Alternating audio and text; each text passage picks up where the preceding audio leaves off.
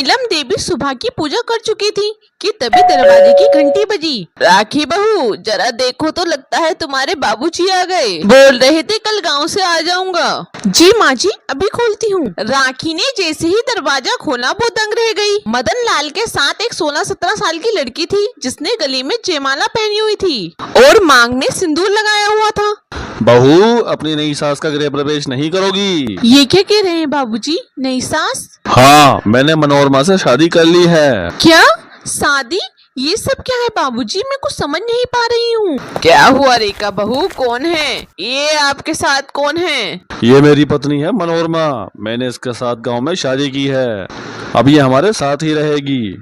ये कैसी शर्मनाक बातें कर रहे हैं? आपने दूसरी शादी कर ली, वो भी एक बच्ची से जो हमारे बच्चों की उम्र की है। घर में बहू बेटा है और आप अपने बच्चों के बराबर की लड़की को बहू बना कर ले आए हैं। आपको ये जरूरत क्यों पड़ गई? अरे मेरी मर्जी, मुझे मनोरमा पसंद आई, मैंने उससे शादी कर ली। मनोरमा मेरा बहुत ख्याल रखती है। तुम तो बूढ़ी हो चुकी हो, तुम तो मेरा ख्याल नहीं रखती। जहाँ मेरी कमी पूरी होगी वहीं तो मैं जाऊंगा ना। जो मेरा ख्याल रखेगा मैं उसी को तो अपने साथ रखूंगा। मदन लाल जी ठीक कह रहे हैं। मैं और मदन लाल जी एक दूसरे से बहुत प्यार करते हैं। जब हम दोनों को इस शादी से कोई एतराज नहीं है तो आप बीच में बोलने वाली कौन होती हैं? अब से मैं इसी घर में रहूंगी मदन लाल जी के साथ।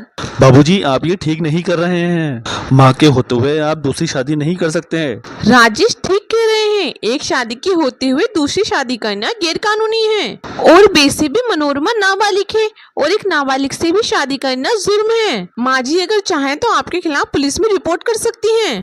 रिपोर्ट करके दिखाए, अभी कमरे में जाऊंगा और अपनी जान दे दूंगा। बोलो मनोरमा, तुम यही चाहती हो कि मैं अपनी जान दे दूं, अपनी खुशी न देखूं? राखी बहू, राजेश बेटा जो होना था हो गया। इन्होंने अपनी मर्जी करनी थी कर ली, अब कुछ नहीं हो सकता। मनोरमा को यहाँ रहने दो। मैं नहीं चाहती मेरी वजह से कोई अपनी जान दे। मनोरमा मदन लाल के साथ पत्नी बनकर घर में रहने लगी।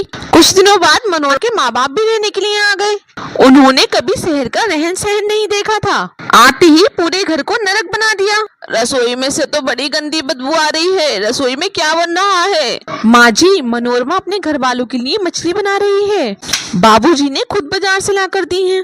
क्या मछली? वो भी मेरी रसोई में? ये क्या हो रहा है? तुम्हारे बाबूजी तो इन चीजों को हाथ भी नहीं लगाते थे, आज वो अपने हाथों से मछली खरीद कर ला रहे हैं। पता नहीं इस लड़की ने उन पर क्या जादू कर दिया है।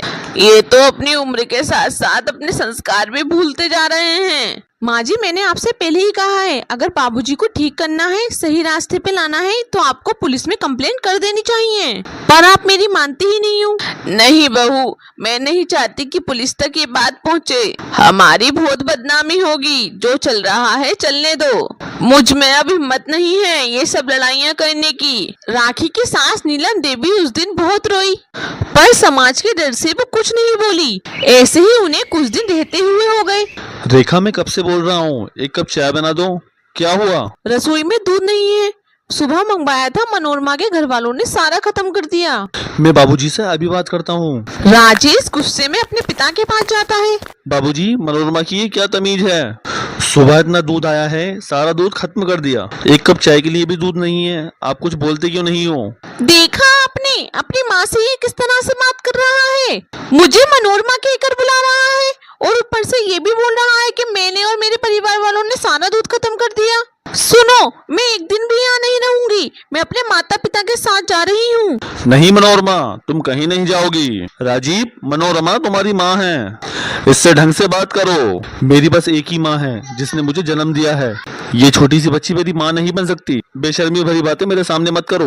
पहले ही गुस्से से भरा हूँ, बता रहा हूँ। अब एक काम करो, इस जायदाद का बंटवारा करो। अपने हिस्से के अपने पास रखो और मेरे हिस्से के मुझे दे दो। मैं माँ को लेके अलग हो जाऊंगा। हाँ ठीक है, मुझे इसमें कोई एतराज नहीं है। मैं कल ही वकील को बुलाकर जायदाद के 2 हिस्से कर लेता हूँ, फिर हम यहाँ से चले जाएंगे। फिर तुम रहना अपनी माँ के साथ आराम से। जायदाद के हिस्से की बात सुनकर मनोरमा घबरा जाती है। वो तो कुछ और ही सोच रही थी। ए मनोरमा बेटी, ये बुड्ढा अपनी आधी जायदाद अपने अपने बेटे के नाम कर रहा है। हमने इस बुड्ढे के साथ तेरी शादी इसलिए थोड़ी की थी कि आधी जायदाद अपने हाथ से निकल जाए। अरे हमने तो बुड्ढे के साथ तेरी शादी इसलिए करवाई थी ताकि पूरी जायदाद की मालकिन तू बन जाए। उस बुड्ढे के मर जाने के बाद हम आराम से ऐश करें। चिंता मत करो बाबू, ये पूरी जायदाद हमारी ही होगी। मैं कोई रास्ता ढूंढती हूँ, अगर जरूरत पड़ी तो इस बुड्ढे को और इसके पूरे परिवार को ऊपर पहुँचा देंगे। मनोरमा नहीं जानती थी कि उसकी बातों की सारी रिकॉर्डिंग राखी अपने मोबाइल फोन में कर चुकी है। राखी ने चोरी छुपे से मनोरमा और उसके माता पिता का वीडियो बना लिया और अपने ससुर को दिखा दिया। देखा बाबूजी, जिस लड़की को अपना समझकर शादी कर लाए हो वो आपके पीठ पीछे आपको ही ऊपर पहुंचाने का प्लान कर रही है। अभी भी समय है, समझ जाओ बाबूजी, इस परिवार को अब बर्बाद होने से आप ही बचा सकते हो। तुम ठीक कह रही हो बहू, मुझसे बहुत बड़ी भूल हो गई। इस मनोरमा के प्रेम जाल में फंस गया। नहीं, अब ये इस घर में बिल्कुल नहीं रहेगी। दूसरी शादी का कोई मतलब नहीं बनता।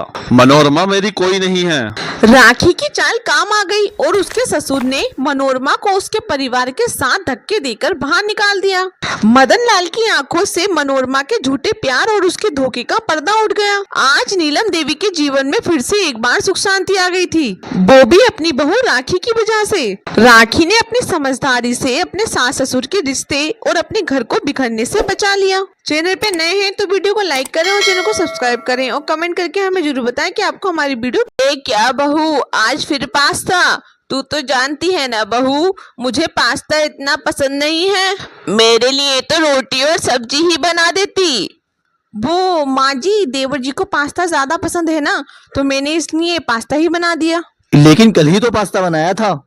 हाँ, लेकिन वो जो कल बनाया था ना वो रेड सॉस पास्ता था और आज जो बनाया वो व्हाइट सॉस पास्ता है। Thank you so much my dear भाभी, आप सच में मेरा बहुत ध्यान रखती हैं। अच्छा, अब बना दिया ना तो आप खिला भी दो अपने हाथों से। नेकी और पूछ पूछ, आप यहाँ बैठो, ये भाभी आज अपने हाथों से ही तुम्हें पास्ता खिलाएगी। इतना बड़ा हो गया है लेकिन अभी तक तेरा बचपना नहीं गया। ये नीरज भी ना फिर से 1 घंटा लगा देगा। मुझे देर हो रही है, मैं चला ऑफिस। नीरज, तुम बाद में ऑटो लेके आ जाना। भैया भाभी के हाथों से खाना खाने के लिए कितना भी लेट हो जाऊं मुझे क्या फर्क पड़ता है? रहने दो ये सब ना, बस जब तक मेरी देवरानी नहीं आ जाती उसके बाद तो तुम्हें अपनी भाभी की कोई कदर ही नहीं होगी। ऐसा कुछ नहीं है भाभी, आप हमेशा मेरे लिए नंबर 1 रहोगी। नीरज अपनी भाभी के सबसे क्लोज था, वो घर में सबसे छोटा था इसलिए सबका लाडला भी था। और काजल के आने के बाद वो सिर्फ उसी के साथ रहता था और उसी की बातें मानता था। काजल ने भी उसे बड़े लाड प्यार से रखा था, वो उसकी हर फरमाइश पूरी करती थी। ऐसे ही समय बीता और एक रोज, काजल भाभी, ये देखो मैं आपके लिए क्या लेकर आया हूँ। वाओ नीरज, कितनी प्यारी साड़ी है ये तो, कहाँ से ली? वो भाभी, मैंने आपको श्वेता के बारे में बताया था ना, ये उसी की पसंद है, उसी ने ही सिलेक्ट करके लिया आपके लिए। वाओ, मेरी देवरानी की पसंद तो बहुत अच्छी है, मुझे बहुत पसंद आई। शर्मा अंकल के बेटे की शादी में ना इसी साड़ी को पहनूंगी। देखना, आप सबसे ज्यादा खूबसूरत आप ही लगोगी क्योंकि मेरी भाभी है इतनी खूबसूरत। थैंक यू देवर जी। तभी विकास ये सब कुछ देख लेता है लेकिन बिना कुछ कहे वहां से चला जाता है। कुछ दिन बाद काजल शर्मा जी के बेटे की शादी में वही साड़ी पहनकर जाती है जो कुछ दिन पहले नीरज लाया था। ये देख विकास काजल से कहता है, काजल, तुमने वो साड़ी क्यों नहीं पहनी जो मैं आपके लिए लाया था? ये सस्ती वाली क्यों पहन के आ गई? नीरज बड़े प्यार से मेरे लिए लाया था, अगर मैं इसे नहीं पहनती तो उसे बड़ा दुख होता। कमाल है यार, तुम मेरी बीवी हो, ख्याल उसकी पसंद का रखती हो। तुम्हें मेरी दी हुई साड़ी पहननी चाहिए थी, ना कि उसकी पसंद की। पर काजल उसकी बातों को इग्नोर कर देती है। फिर एक शाम विकास और नीरज एक साथ ऑफिस से घर आते हैं। काजल, मेरे लिए चाय बना दो ना, मेरे सर में बहुत तेज दर्द हो रहा है। भाभी, मेरे लिए कॉफी बना देना, मेरा कॉफी पीने का मन हो रहा है। हाँ, तो फिर मैं दोनों के लिए कॉफी ही बना देती हूँ ना। कुछ देर बाद वो दोनों के लिए कॉफी बनाकर लाती है। ये क्या है काजल, मैंने चाय मांगी थी। हाँ, लेकिन नीरज ने कॉफी की डिमांड रख दी तो मैंने सोचा दोनों के लिए एक ही चीज बना दूं। और आप तो एक बार को कॉफी पी भी लेंगे, लेकिन आप तो जानते हैं ना नीरज कैसा है, उसे तो बस कॉफी चाहिए, वो चाय नहीं पीता। ये सुनकर विकास गुस्सा हो जाता है। ये सब क्या है काजल, तुम मुझसे ज्यादा उसका ध्यान रखती हो। मुझे तो कभी कभी समझ में नहीं आता तुम मेरी बीवी हो या उसकी।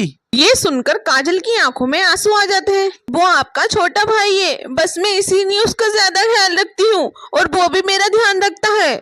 वो भी मेरी बहुत केयर करता है तो मैं भी उसी नाते उसका बहुत ध्यान रखती हूँ। और आपके पास तो बिल्कुल भी वक्त नहीं है मेरे लिए। आप ना बहुत बुरे हो। अब मुझसे बात मत करना। और अगले कुछ दिनों तक उन दोनों में बिल्कुल भी बात नहीं होती।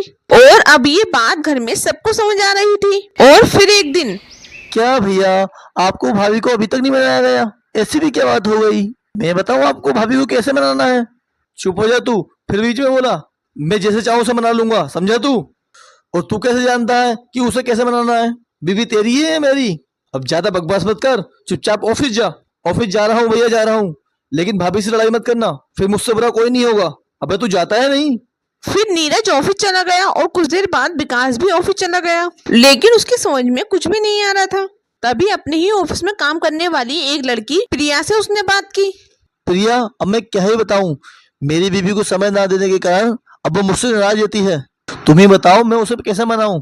तुम कोई अच्छा सा गिफ्ट ला कर दे दो उसे। अरे नहीं यार, वो इन सबसे नहीं मानने वाली, वो थोड़ी अलग है। फिर कोई आज बढ़िया सा डिनर बना के खिला दो उसे। वो इन सबसे भी नहीं मानने वाली, कुछ नया आइडिया बताओ। अबे यार, अब खुद सोच ले, बीबी तेरी है या मेरी? बीबी मेरी है। चल ठीक है, मैं ही कुछ जुगाड़ निकालता हूँ। घर आकर विकास काजल से गोवा घूमने की बात करता है। मुझे नहीं जाना कहीं। हाय गोवा, बेटा मेरा बड़ा मन था कि मैं भी गोवा जाऊं, लेकिन तुम्हारे पिताजी मुझे कभी लेकर नहीं गए। कोई बात नहीं माँ, भैया ले जाएंगे। भैया माँ को ले जाओ ना, भाभी नहीं जा रही है तो। तुम चुप रहो, मेरे और काजल के बीच में टांग अड़ाना बंद करो। हर जगह अपनी राय देने चले जाते हो, अब बस भी करो ना। और ये खाना बनाया है ना, ये अपने लाडले देवर को ही खिला देना। गुस्से में विकास वहां से चला जाता है। मेरी तो कुछ समझ में नहीं आ रहा, इन्हें हो क्या गया है? बहू, लेकिन मेरे सब समझ में आ रहा है। तुम दोनों किसी और के पीछे अपने रिश्ते को मत खराब होने दो। लेकिन माँ जी, मैंने कौन सा गलत कहा और किया? जो भी कर रही हूँ उन्हीं के लिए तो कर रही हूँ ना। उनके परिवार को खुश रखूंगी तो वो भी तो खुश रहेंगे ना। हाँ बहू, लेकिन ये मत भूलो, इस घर में तुम विकास के पीछे आई हो। सबसे पहला फर्ज तुम्हारा उसका ध्यान रखना है और उसके बाद अपने देवर का। मैं जानती हूँ तुम नीरज को मानती हो और उसका ध्यान रखती हो, लेकिन जैसा ध्यान तुम उसका रखती हो ना, उसके साथ समय बिताती हो, वैसा तुम्हें विकास के साथ बिताना चाहिए, ताकि उसे कभी ऐसा एहसास ना हो कि उसकी बीवी उसकी नहीं है। शायद आप ठीक कह रही हैं माँ जी।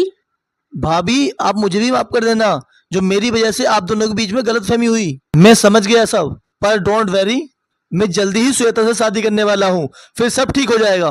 मैं अभी जाकर उनसे माफी मांगती हूँ। काजल जाकर विकास से माफी मांगती है, साथ ही उसके साथ गोवा जाने के लिए तैयार हो जाती है।